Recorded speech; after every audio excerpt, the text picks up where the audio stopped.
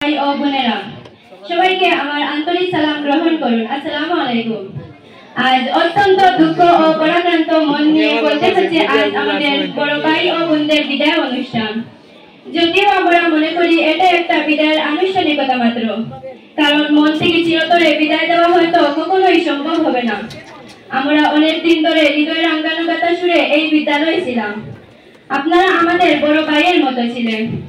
আপনাদের নিকট আমরা অনেক কিছু শিখেছি, এজন্য আমরা আপনাদের কাছে চিরকৃতজ্ঞ।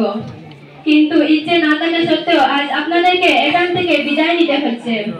বিদায় সবাইকে নিতে হবে। মূলত আমাদের জীবনটা খুবই ছোট, এই স্কুল জীবনটা আরো ছোট, কারণ প্রয়োজনের তাগিদে বিভিন্ন জায়গায় চলে যেতে হয়। তারপরে আমরা অনেকদিন মিলেমিশে ছিলাম। শীতের শিশির বিন্দুর মতোই বেলা বাড়ার সাথে সাথে তা মিলিয়ে যায়। আমরা খুব শীঘ্রই বিদায় নিয়ে আপনাদের পিছু পিছু চলে আসব। আজ শিক্ষা জীবনের একটি অধ্যায় সমাপ্ত করে পরে আরেকটি অধ্যায় পার করার উদ্দেশ্যে আপনারা বিদায় নিচ্ছেন। আপনাদের জন্য আমাদের দোয়া ও শুভকামনা থাকবে। আপনারা যেন সাফল্যের স্বর্ণশিখরে পদার্পণ করতে পারেন।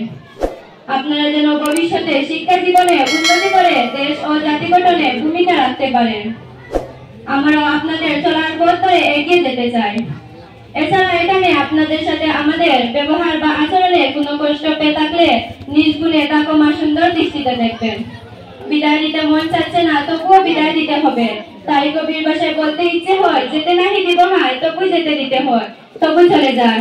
যাই হোক, এই বিদায় মুহূর্তে আমি আর বেশি কিছু বলতে চাই না।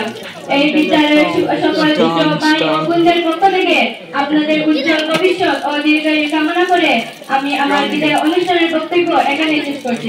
ধন্যবাদ সবাইকে। আসসালামু আলাইকুম।